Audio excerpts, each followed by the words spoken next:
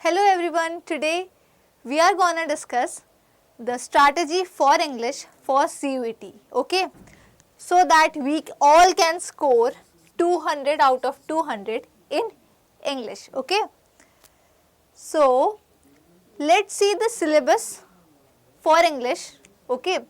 So the syllabus comprises reading comprehension, verbal ability, rearranging the parts, choosing the correct word, synonyms and antonyms, vocabulary and lastly poetic devices.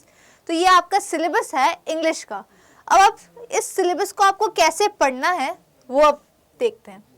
तो first major problem आती है कि vocab हमने कुछ words new words होते हैं, सबके लिए न्यू वर्ड्स होते हैं जो हमने हमारे लाइफ में कभी सुने नहीं होते. तो उन वर्ड्स को हमें क्या करना है, हमें उन वर्ड्स को हमारे डेली लाइफ के सेंटेंसेस में हमें यूज़ करना है so that we get to know the meaning of those words. तो आपको इंग्लिश न्यूज़पेपर पढ़ लेना है या आप कोई भी इंग्लिश की बुक पढ़ सकते हो या कोई भी मटेरियल होना चाहिए जो इंग्लिश का हो, ओके.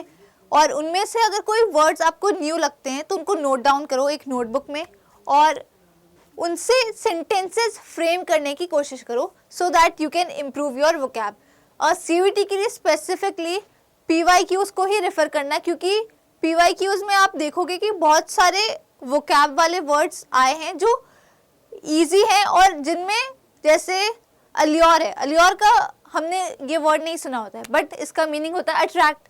तो ये वर्ड मीन्स कॉमन नहीं है बट इसका जो एक्चुअल मीनिंग है वो कॉमन है.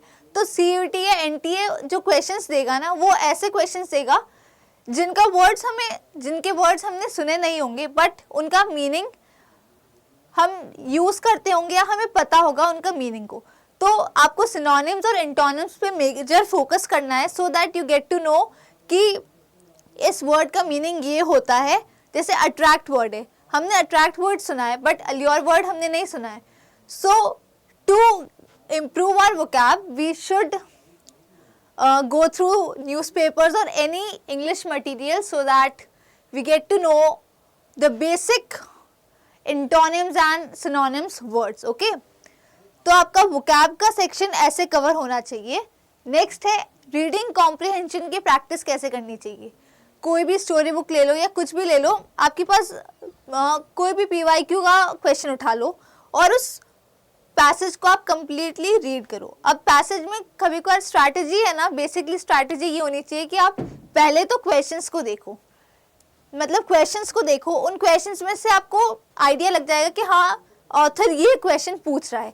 फिर हम उस पैसेज में जाएंगे और उस सेंटेंस को ढूंढेंगे कि उस सेंटेंस में या उस पैसेज में वो सेंटेंस कहाँ कहाँ आ रहा है. और जैसे अगर फॉर एग्जाम्पल ये आपका पैसेज है, इस पैसेज में आपका एक लाइन दी हुई है जो क्वेश्चन में भी वो ही सेम लाइन है, तो आपने उस लाइन को आइडेंटिफाई कर लिया पूरे पैसेज में. अब उस पैसेज के ऊपर 2-3 और नीचे 2-3 लाइंस देख लोगे तो आपको पूरा समराइज्ड वे में पता चल जाएगा कि क्या बता रहा है वो पैसेज और आप उस पैसेज का आंसर कर सकते हो. इसलिए आपको पहले तो आपको सेंटेंसेस देखने हैं क्वेश्चंस में से और फिर वही सेंटेंसेस आपको पैसेज में ढूंढने हैं और उनका आंसर देना है. और 2-3 लाइंस अबव और बिलो देख लोगे तो आपको एक समराइज्ड वे में पता चल जाएगा कि ऑथर किस क्वेश्चन को पूछ रहा है, ओके.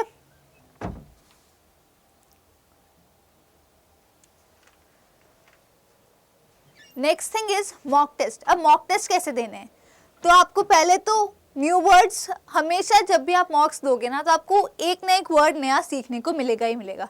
तो अगर आपको ऐसा लगता है कि वो वर्ड कहीं मतलब एग्जाम में आ सकता है, या पहले तो आप PYQs पे ही जाना. PYQ से आपको पता चल जाएगा कि किस पैटर्न के क्वेश्चंस पूछे जा रहे हैं, ओके. तो आप फिर उन वर्ड्स को आप नोट डाउन कर लो और फिर अगर एग्जाम से एक दिन पहले एक बार गो थ्रू कर लेना तो आपको आइडिया लग जाएगा कि हाँ ये वर्ड्स हमने पढ़े थे और ये आ सकते हैं.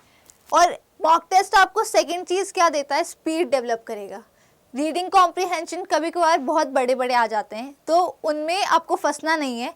आपको जो स्ट्रैटेजी बताई है RC के लिए आपको फर्स्ट थिंग क्वेश्चंस पे जाना है और उसके बाद ही पैसेज पे जाना है. पहले पैसेज मत पढ़ने लग जाना, क्योंकि कई बार ऐसा होता है कि हम पैसेज रीड कर लेते हैं, हमें समझ में आ जाता है बट स्टिल हम क्वेश्चन का आंसर फाइंड आउट करने में बहुत टाइम स्पेंड कर देते हैं. इसलिए क्वेश्चंस पे पहले जाना, उसके बाद RC पे जाना. और पोएटिक डिवाइसेस आपको पता होने चाहिए, जैसे ऑलिट्रेशन क्या होता है, तो ये बेसिक चीज़ें आपको पता होनी चाहिए। मॉक टेस्ट आप अगर आप दोगे तो आपको न्यू पोएटिक डिवाइसेस भी पता चलेंगे। और कोई भी डोमेन आप दे रहे हो, जैसे अगर आप इंग्लिश दे रहे हो या मैथमेटिक्स या फिजिक्स केमिस्ट्री या कोई भी XYZ डोमेन दे रहे हो, उसमें अगर कभी आपको ऐसा लगता है कि ये क्वेश्चन मुझसे नहीं हो रहा है, तो एलिमिनेशन ट्रिक अप्लाई करो। आपके पास एक क्वेश्चन दिया है जिसमें आपके पास 4 ऑप्शंस हैं। इन 4 ऑप्शंस में से आपको लग रहा है कि मतलब आपको आंसर नहीं पता है, then go through elimination trick. मतलब आपको ऐसा लगेगा कि ये क्वेश्चन का आंसर ये नहीं हो सकता है, तो उसको एलिमिनेट करते जाओ। एलिमिनेट करोगे ना तो आपको थोड़ी क्लैरिटी मिल जाएगी कि या तो ये हो सकता है या ये हो सकता है, इसलिए एलिमिनेशन ट्रिक का भी आप अप्लाई कर सकते हो। Okay, next thing is how to attempt the paper. पहले मतलब आपको 1-2 पैसेजेस मिलेंगे पेपर में, तो आप उन पैसेजेस को अटेम्प्ट करो जो छोटे पैसेजेस हों, क्योंकि पैसेजेस में भी आपको चॉइसेस मिलती है, इसलिए शॉर्ट पैसेजेस को अटेम्प्ट करो और उन क्वेश्चंस को स्किप करो जिनमें आप डाउटफुल हो। और अगर आपको ऐसा लग रहा है कि आपको कोई क्वेश्चन अटेम्प्ट करना है बट थोड़ा सा आपको लग रहा है कि पता नहीं ये सही होगा या नहीं होगा, तो एलिमिनेशन ट्रिक को अप्लाई करो, तो आपको एक आइडिया लग जाएगा कि हाँ ये इसका आंसर हो सकता है। So that's the thing for English. English के लिए आपको वोकैब देखनी है, वोकैब के आपको न्यू वर्ड्स मिलते हैं, उनको नोट डाउन करो और फिर लास्ट के 1-2 दिन पहले आप गो थ्रू कर लेना। आरसी में आपको पैसेज के क्वेश्चंस देखने हैं, उसके बाद पैसेज पे गो थ्रू करना है। और फिर पोएटिक डिवाइसेस आपको आने चाहिए, क्योंकि poetic devices, rearranging the phrases, ये जो पोर्शंस होते हैं ना, ये कंपैरेटिवली ईजियर होते हैं और इनमें आप स्कोर अच्छे से कर सकते हो। अब पैसेजेस में कभी कभार ऐसा आता है कि जैसे वर्ड मीनिंग वाला क्वेश्चन आ जाता है कि इसका मीनिंग क्या होगा, तो उसमें हम डाउटफुल हो जाते हैं, तो उन क्वेश्चंस को स्किप करो। आपको नेगेटिव मार्किंग करने के बजाय उन क्वेश्चंस को स्किप करना है।